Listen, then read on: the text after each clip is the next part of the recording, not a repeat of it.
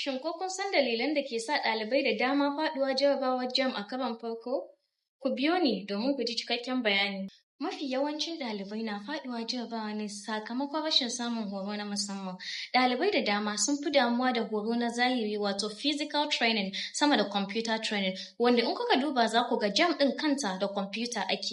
Ɗalibai da dama ba su san yadda za su yi operating computer, ba su san yadda za su yi amfani da computer ba. Wasu koyon da za su shiga next question wato tambaya ta gaba ba su sani ba.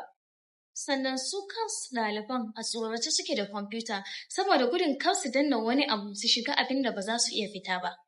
Don magance irin waɗannan matsaloli da ma wasu ire-irensu, kamfanin Voostech Limited ya tanadar muku da wata manhaja ta musamman da za ku koyi komai a sauƙaƙe akan Naira 2,000 kacal ba tare da kun sha wahala ba.